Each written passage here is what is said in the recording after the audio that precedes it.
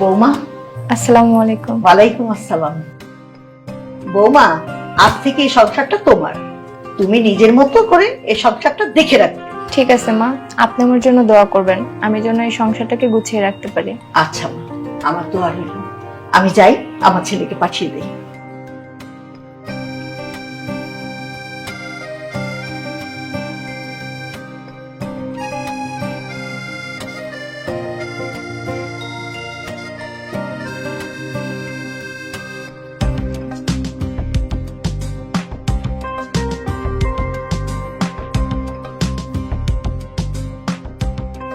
আসসালামু আলাইকুম।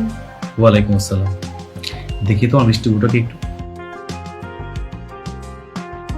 মাশাআল্লাহ, আজকে আমাদের প্রথম রাত, আর তোমার কাছে আমার একটাই আবদার। এই ফ্যামিলিতে আমার মায়ের কথাই সবকিছু চলে, আর আমার মা প্রচন্ড রাগী। তুমি কিন্তু মায়ের কোনো কথার অবাধ্য হবে না, তাহলে হয়তো বা তোমার সাথে আমার মনোমালিন্য হতে পারে। না না, আপনার মা মানে তো আমারই মা, তাই না? আর শোনো, সকালবেলা ঘুম থেকে উঠে রান্না বান্না যা যা কাজ আছে সবকিছু করবা। কিন্তু আমি তো কিছু পারি না। তারপর আপনি টেনশন করবেন না, আমি ঠিকঠাকভাবে সবকিছু করার ট্রাই করব, সংসারটা গুছিয়ে রাখবো। ঠিক আছে, শুয়ে পড়ো।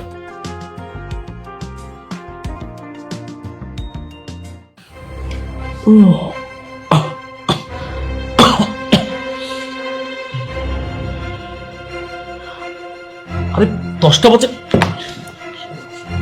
এই এই এই তাড়াতাড়ি ওঠো, আরে ওঠো তো। কয়টা বাজে? এখন 10টা বাজে। তোমাকে আমি কি বলেছিলাম যে সকাল সকাল তুমি কাজ শুরু করে দিবে? এখন 10টা বাজে আর তুমি এখনো ঘুমাচ্ছ। আসলে কি হয়েছে, আমি আমার বাবা বাড়িতে কখনো এত ভোরে উঠিনি তো, তাই আর কি। সমস্যা নাই, আমি এখনই গিয়ে সব কাজ করে দিচ্ছি। আমার শাশুড়ি মনে হয় খুব রেগে আসছে আমার প্রতি, তাই না? আপনি শুয়ে রেস্ট নেন, আমি যাচ্ছি ঘরের কাজগুলো করে দেব।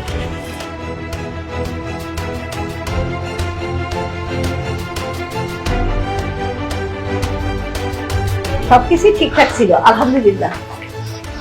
মা আসসালামু আলাইকুম। ওয়ালাইকুম আসসালাম। মা, এই গহনাগুলো আপনি আপনার কাছে রাখেন, আর আমাকে বলেন কি কি কাজ করতে হবে। আসলে কি আমি এত সকালে কখনো ঘুম থেকে উঠি না তো, তাই একটু দেরি হয়ে গেল। আজকের পর থেকে আর কখনো লেট হবে না। আসো, এখানে বসো।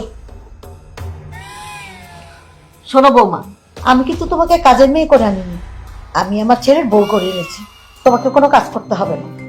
আর এই গহনাগুলো খুলে রেখেছো কেন? না, পড়ো।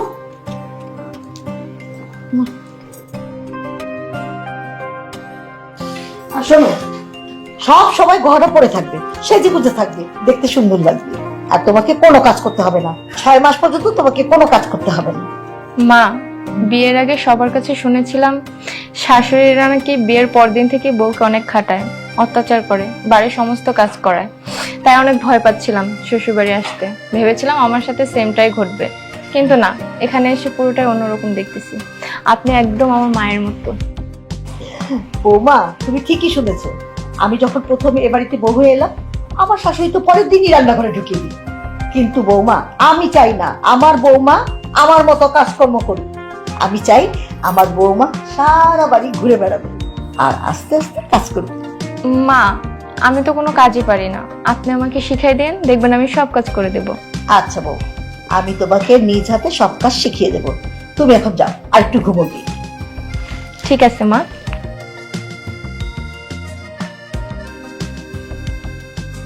মা, তোমার আদিক্ষেতা দেখে না আমি পারছি না। ও হচ্ছে বাড়ির বউ, ওরে তুমি সবসময় তোমার হাতের মুঠোতে রাখবা, ওরে সবসময় তুমি প্রেশারের উপরে রাখবা। আর তুমি ওকে নিয়ে যা নাটক শুরু করছো, ইস আমার গা জ্বলে যাচ্ছে। তুমি যদি ওকে নিয়ে এরকম নাটক করতে থাকো, তাহলে ও তো তোমার মাথার উপরে উঠে নাচবে। তারপর দেখবা যখন বুড়ো হয়ে গেছো, বাসা থেকে লাথি মেরে বের করবে। এই চুপ কর তো, তুই এসব কথা বলিস না। বিয়ে খেতে এসেছিস, বিয়ে খাওয়া শেষ, এখন চলে যাও। ও কাজ করুক না করুক তাতে তোর কিচ্ছু যায় আসে না। ওকে আমি কাজের মেয়ে হিসেবে আনিনি, আমার বউ করে এনেছি। শোন, আমি যদি এখন ওরে ভালোবাসি, তাহলে ও আমাকে ভবিষ্যতে ভালোবাসবে, আর বুড়ো বয়সে ও আমাকে দেখবে। যাই হোক, তোমার সংসার তুমিই ভালো বোঝো, আমার তাতে কি। আমি এসেছি বিয়ে খেতে, বিয়ে খাওয়া শেষ, আমি আবার চলে যাব। আমার এসব দেখে লাভ নেই। শোন মা, সব শাশুড়িরা যদি ভাবে যে সে একদিন বউ ছিল, আর সব বউয়েরা যদি ভাবে যে সেও একদিন শাশুড়ি হবে, তাহলে বোধ হয় বউ আর শাশুড়ি এই দুইজনের মধ্যে কোনো দ্বন্দ্ব হবে না।